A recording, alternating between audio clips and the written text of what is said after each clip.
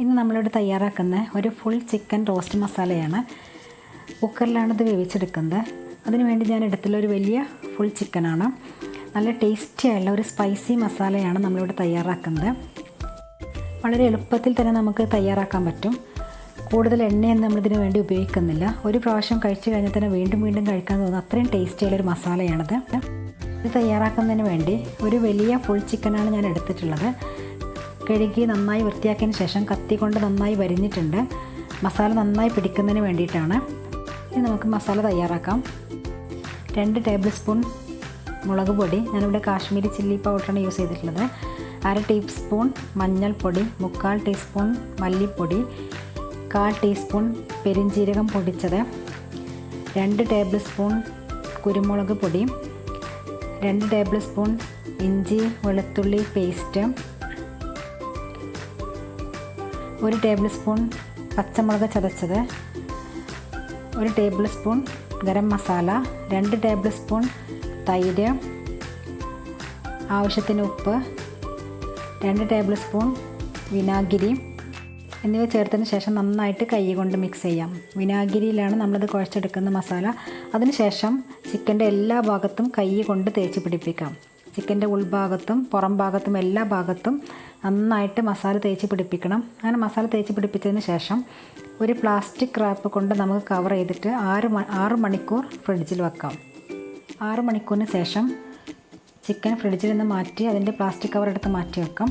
ഇനി ഇതിലേക്ക് വേണ്ട മസാല തയ്യാറാക്കാം. അതിന് വേണ്ടി ഞാനിവിടെ എടുത്തിട്ടുള്ളത് ചെറുതായി കൊത്തിയരിഞ്ഞ 2 വലിയ സവാള, 2 തക്കാളി, 5 പച്ചമുളക്, ഒരു ചെറിയ കഷ്ണം ഇഞ്ചിയും, ഒരു 10 അല്ലി വെളുത്തുള്ളിയും ചെറുതായി കൊത്തിയരിഞ്ഞത്.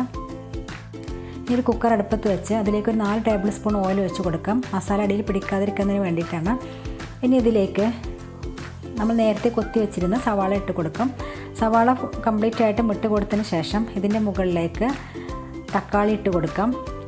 സവാളയും തക്കാളിയും നമ്മൾ വഴറ്റുന്നില്ല, അങ്ങനെ ഇട്ട് കൊടുക്കുകയാണ് ചെയ്യുന്നത്. തക്കാളി ഇട്ട് കൊടുത്തതിന് ശേഷം ഇനി നമുക്ക് മസാല കൂടുതലാണ് വേണമെന്നുണ്ടെങ്കിൽ തക്കാളിയുടെയും അതേപോലെ തന്നെ സവാളയുടെ എണ്ണം കൂട്ടാവുന്നതാണ്. ഞാനിവിടെ 2 തക്കാളിയും 2 സവാളയാണ് എടുത്തിട്ടുള്ളത്.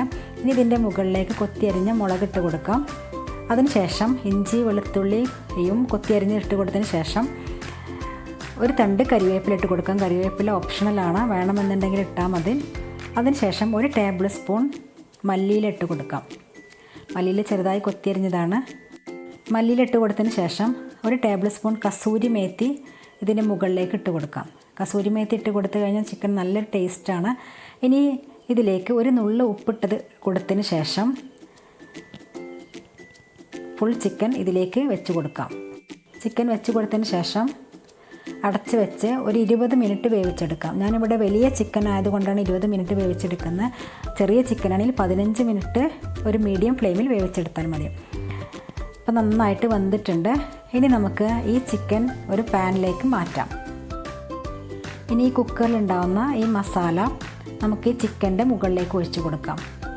ഫ്ലെയിം ഓണാക്കിയതിന് ശേഷമാണ് നമ്മളിത് ഒഴിച്ച് കൊടുക്കുന്നത്.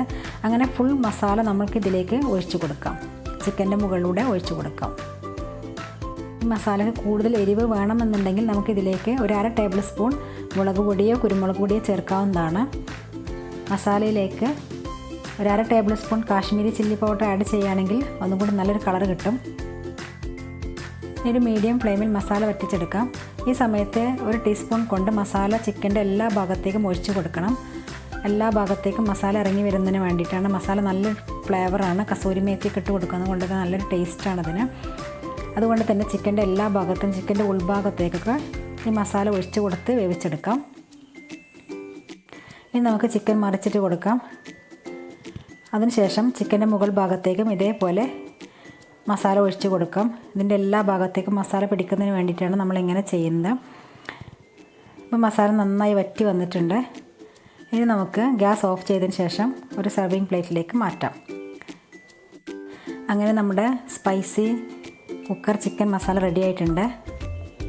നല്ല ടേസ്റ്റിയും സ്പൈസി ആയിട്ടുള്ള ചിക്കൻ മസാലയാണിത്. എല്ലാവരും ട്രൈ ചെയ്ത് നോക്കണം. ഇഷ്ടപ്പെട്ട് കഴിഞ്ഞാൽ കമൻറ്റ് ചെയ്യാനും ലൈക്ക് ചെയ്യാനും സബ്സ്ക്രൈബ് ചെയ്യാനും മറക്കരുത്. Okay, thank you.